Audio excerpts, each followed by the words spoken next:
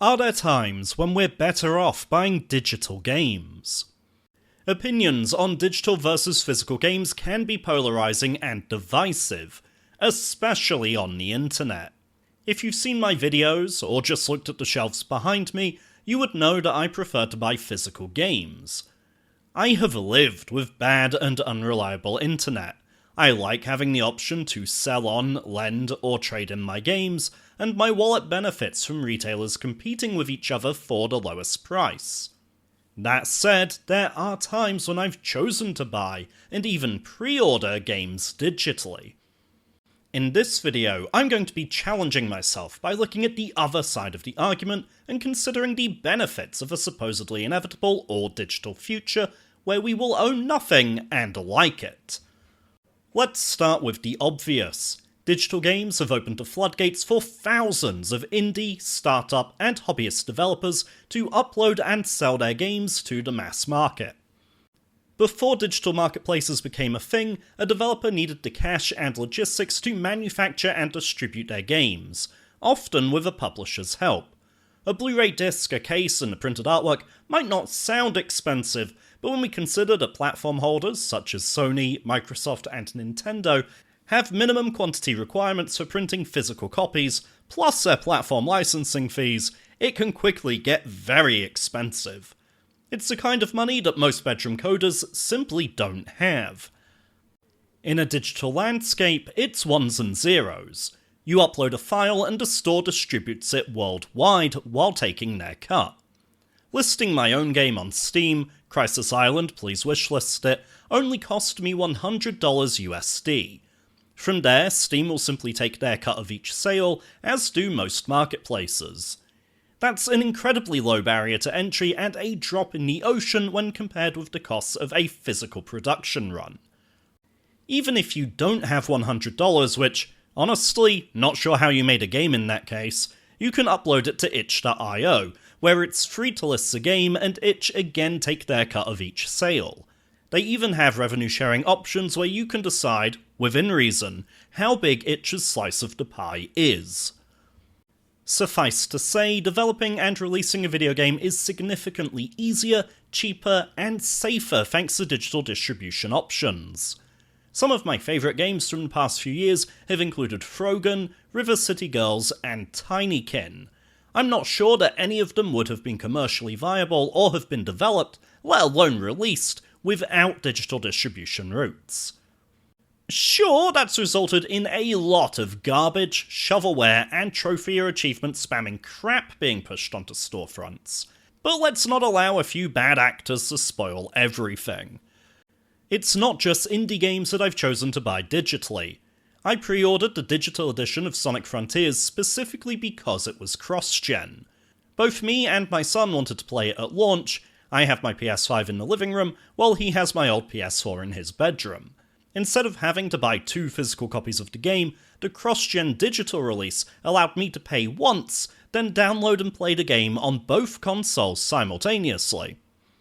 My best friend lives a 4 to 5 hour drive away, and it would be impractical for me to take physical copies of all of our favourite multiplayer games to the opposite side of the country with me when I visit him. Yes, American viewers, the UK is really that small. What I do instead is pack these 4TB hard drives, one for PlayStation and one for Xbox, full of games and simply sign into his consoles using my account details when I get there. That's entire libraries physically stored and travelled in something the size of a couple of Nintendo Switch cases. I also worry about fires, floods, break-ins, and other ways I could irrevocably lose my entire physical games collection. My digital games? Not so much. In the worst case scenario, I just buy another PS5, sign in, and re-download all of my games. Buying and setting up my Steam Deck was a weird and awesome sensation, because I had immediate access to the over 300 games I have bought through Valve's store. I didn't have to buy new versions of old favourites for the handheld. I could simply install the collection I had slowly built up over the past decade or so. Admittedly, Valve are ahead of Nintendo, Sony, and Microsoft in that regard, but all of the platform holders seem to agree that both forwards and backwards compatibility is going to be important if they want digital to become the norm. Of course, there's a danger I could lose access to my entire digital library if my account gets banned by the platform holder, hacked by someone else, or the companies go bankrupt or otherwise withdraw their services. I lost access to my whole PlayStation catalogue for about a week after a widespread error caused PayPal to automatically refund PSN purchases, putting those accounts into debt and triggering automated bans from Sony. That said, it's reassuring to know that I have more than 8 weeks to buy a game firsthand, supporting the developers and publishers, that it will never go out of stock unless it gets delisted, and I can download it immediately instead of having to go out to a store or wait for a delivery.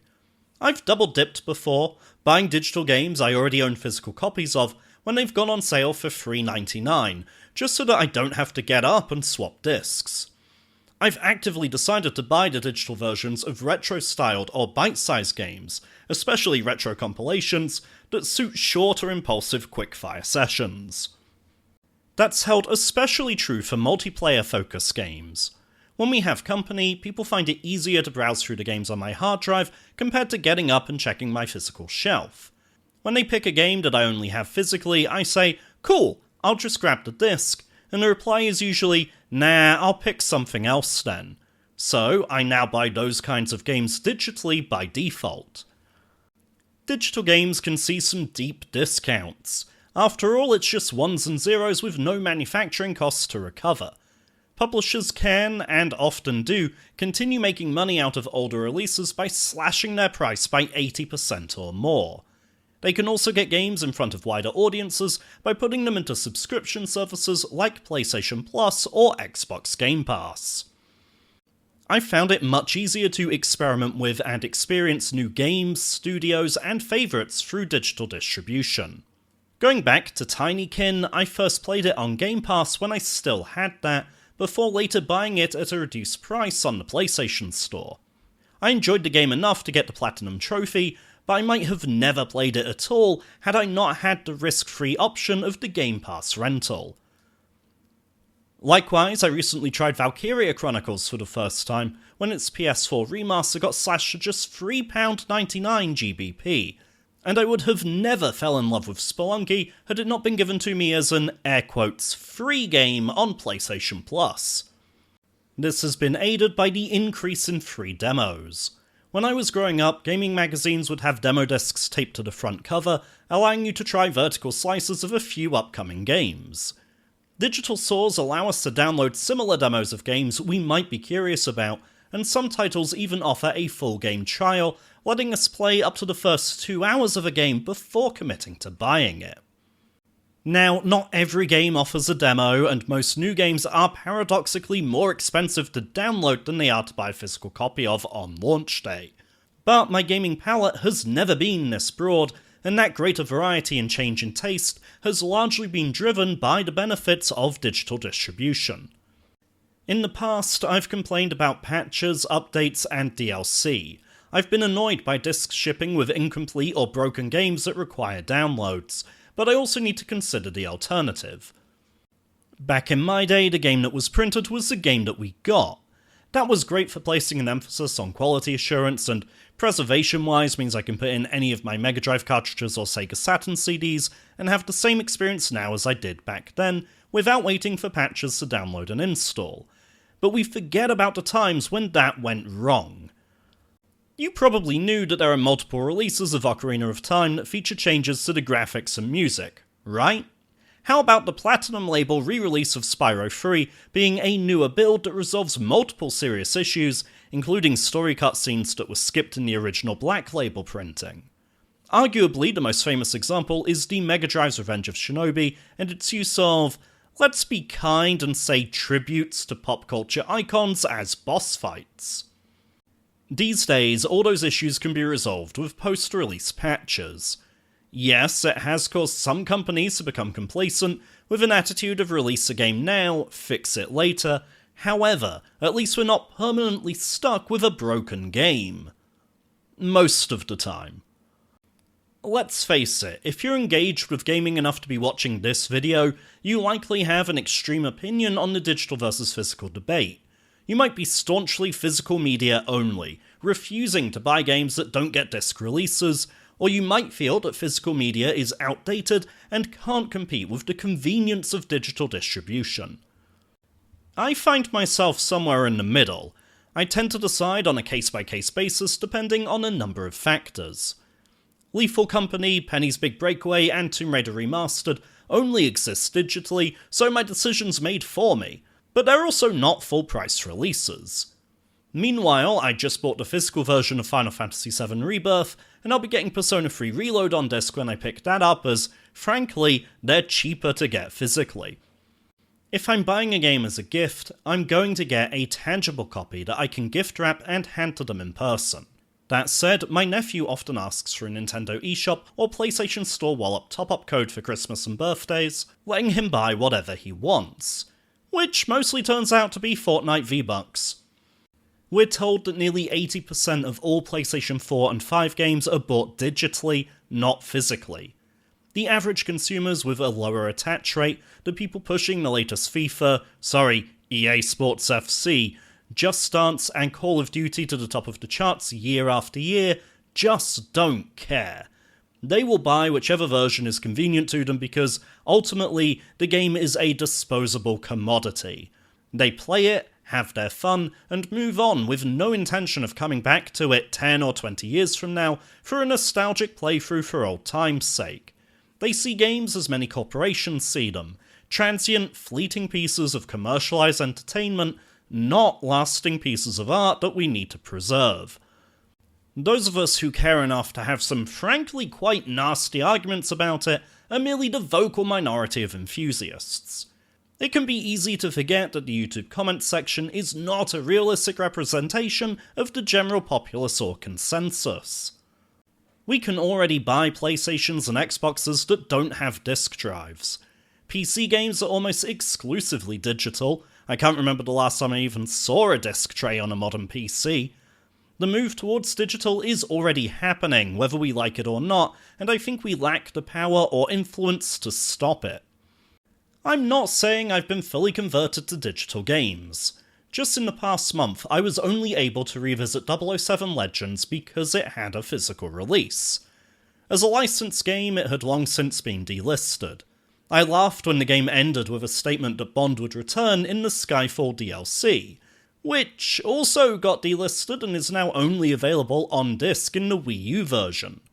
As it stands, the cliffhanger my PS3 copy opens on, the framing device for this trip through Bond's greatest hits, and Die Another Day for some reason, will never be resolved. That said, there are times where digital has made the most sense to me, and that's the version I've bought.